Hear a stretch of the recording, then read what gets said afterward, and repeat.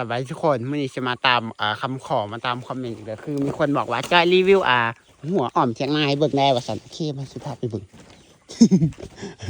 คือช่วงนี้เป็นไงควันลายแห่งทุกคนแถบสิบเห็นอย่างตอนนี้ก็เป็นเวลาจะ6 โมงแรงแล้วเด้อคือเป็นไงหัวกับสิบประมาณนี้นี่หัวเที่ยวหลอมมันก็คือหลอมเอาปลูกต้นใหม่ใส่แล้วก็เอาหลอมเอาใหม่ไผ่ใหม่ป่าไม่สร้างอย่างแบบนี้มาหลอมอ่อมเถียงนาทุกคนนี่คือเถียงนาเด้อหัวเที่ยวหลอมมันจะหลอมจังซีนะมันกะบ่ได้ยากอย่างหลายเพียงแต่ปลูกต้นใหม่มันคือหักมันเอาหลอมหัวแล้วกับปลูกต้นใหม่ใส่พร้อมหัวกระเปรหมดแล้วยังว่าทันได้แป้งเธอคันตะควายบุกเขานี่ก็เรียบร้อยคันตะควายที่เขานี่บ่ยากเลยมันบุกเขาเลยมันก็ง่ายๆเท่านั้นเองแต่ว่าคือเขาก็ลอมไปแบบตามที่เขาขี้ขานเนาะนี่ฝั่งทางนี้จอยเอาใส่ท้องหนามมาใส่แล้วจะทางนี้นะเพราะว่าเอาใส่ท้องหนามใส่แล้วตะควายจะบุกเขาบ่ได้เลยทุกคนแบบนี้ขณะเอาใส่ท้องหนามใส่แล้วตะควายกับซุปเปอร์สามารถบุกเขาได้สายนี่ตะควายจะบ่เข่าเลยเด้อแต่ว่าทั้งเหนือตะควายยังเข่าได้อยู่เพราะมันเป็นใหม่อยู่คันมันโดกมันก็เข่าได้คันใหม่มันโดกแต่อันนี้มันเป็นสายเล็กสายท้องน้ำเป็นสายกวนนะตะควายเข่าก็ได้อันนี้มันอ่อมๆรอบๆทางในเป็นทางในเถียงหน้านี่นะทุกคนทางนอกอู้ทุกคนใจบ่คิดเลยว่าทุกคนยังไงจะพาไอ้เบิ่งนะ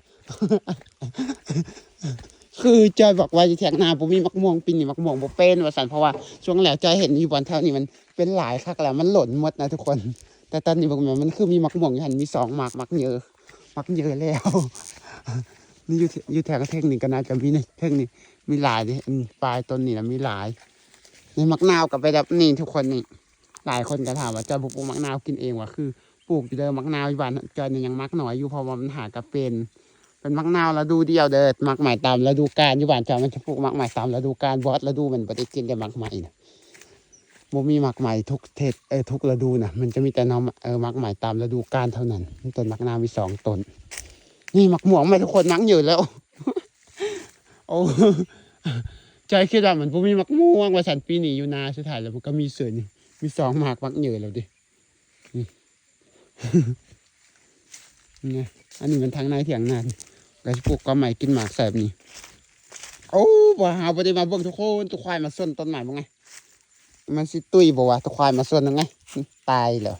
ต้นมันตุยในหนึ่งควายมาส้นมันโอ้ไอ้ต้นมักแตนเด้อทางในก็สิปลูกต้นใหม่กินหมากแสบนี่ทางนอกก็เราหัวอ้อมแบบนี้นะ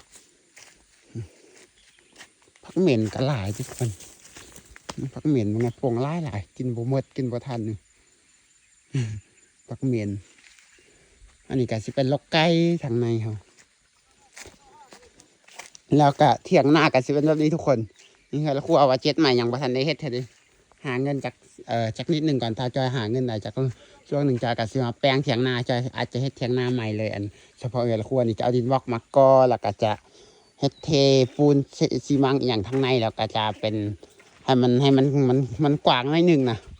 เฮ็ดแนวกินของเรามันก็จะสะดวกสบายนี่มันแคบเถียงนาบนนอนก็คือจะเป็นแบบนี้ทุกคนหลังใหญ่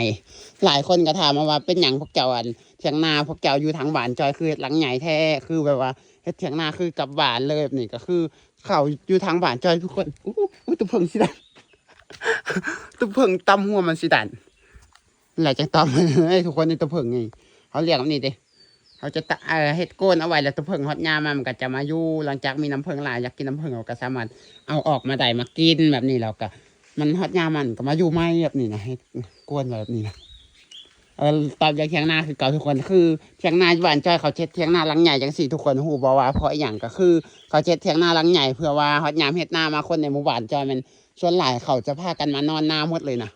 ทุกครอบครัวก็จะไปนอนนาคือกันหมดนะทุกครอบครัวเขาจะไปนอนนาคือกันหมดเลยคือเฮ็ดเทียงนาหลังใหญ่แล้วก็ฮอดยามเฮ็ดนามันคนในหมู่บ้านเขาสิพากันมานอนนาพาครอบครัวมานอนนาเพื่อเฮ็ดนาหลังจากเฮ็ดนาแล้วเขาจังจะกลับบ้านเพราะว่าฮอดยามเฮ็ดนาแล้วจะเป็นฤดูฝนเดินทางกันลำบากก่อนสิออกจากนามาฮอดบ้านก่อนจะออกจากบ้านมาฮอดนานี่นะมันก็คือจะบ่แม่นเรื่องง่ายขี่รถก็ขี่บ่ได้คืออย่างที่หลายคนเคยติดตามเบิ่งจอยมาโดนนั่นแหละพอฤดูฝนบ้านจอยทางก็สิเป็นบวกทางขาดไปบ่ได้รถน่ะไม่ได้อย่างเดียวเนี่ยนากลับบ้านมันก็ใกล้กันเพราะฉะนั้นคือ พอเราดูเฮ็ดนามันคนในหมู่บ้านเขาจะอาศัยนอนนาหลังจากเฮ็ดนาแล้วเขาจังกลับบ้านแบบนี้นะส่วนหลายเขาจังแบบเฮ็ดเถียงนาหลังใหญ่ๆเอาไว้ยามเขามานอนหลายคนมาทั้งครอบครัวแบบนี้นะแล้วคลิปตัวนี้ก็มีแค่นี้เลยแล้วพบกันในคลิปหน้าแล้วก็บ๊ายบาย